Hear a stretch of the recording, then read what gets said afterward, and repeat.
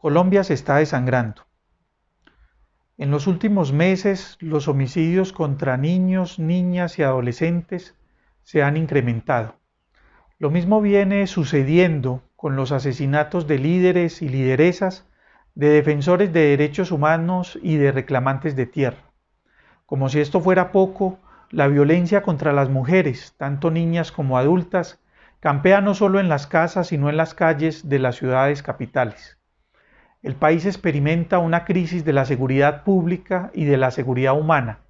Ni siquiera un fenómeno biológico como la pandemia del COVID-19 y su consecuente aislamiento social ha conseguido contener los efectos devastadores de la violencia armada en Colombia.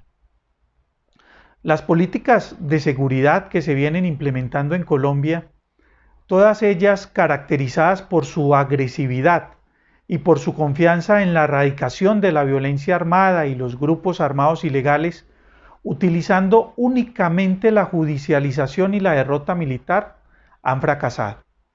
La lucha contra el narcotráfico, por ejemplo, aquella que tantas vidas ha costado a nuestro país, ha fracasado. El Estado colombiano lleva persiguiendo un lustro o varios lustros a algunos de los capos más importantes del narcotráfico en nuestro país y no puede afirmar por ello que consiga contener el aumento del microtráfico en los pueblos y ciudades, o que consiga desmantelar las estructuras que lo hacen posible.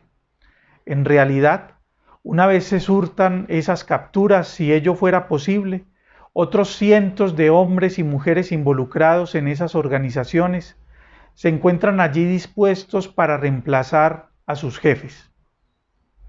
Esto quiere decir que ni la acción punitiva del Estado, ni la capacidad militar y policial del mismo conseguirán erradicar la violencia armada de nuestro territorio.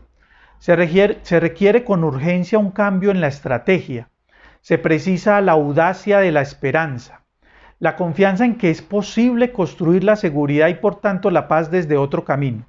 Hasta ahora las salidas negociadas del conflicto armado colombiano han sido implementadas con la participación de organizaciones político-militares, pero ha llegado el momento quizá de invitar a la mesa a otras organizaciones, algunas de ellas delincuenciales en el sentido más puro de la palabra, que necesitamos desmontar definitivamente para propiciar la seguridad humana en nuestro territorio y hacer posible algún día la paz.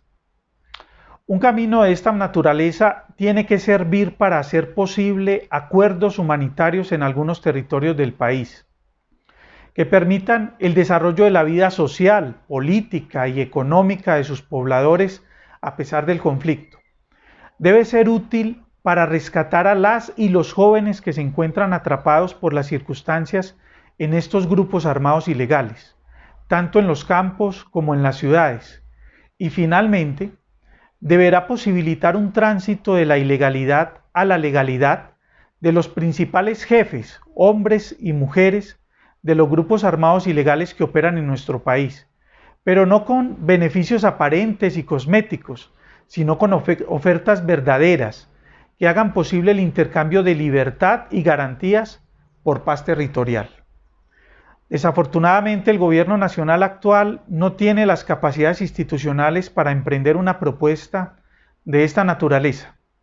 Su trabajo por la paz, en todos los sentidos, ha consistido en desmontar lo construido en los últimos 10 años, sembrando una profunda desconfianza, no solo en los actores armados ilegales que protagonizan la violencia en Colombia, sino en la propia sociedad civil organizada, que persiste en la defensa de una salida negociada al conflicto armado colombiano.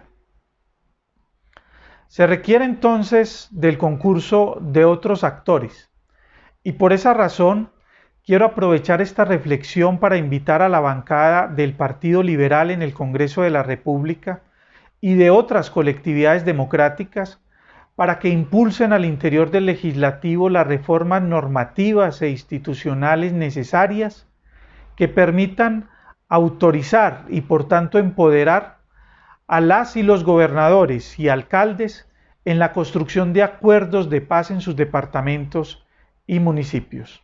Muchas gracias a todos y a todas por su atención.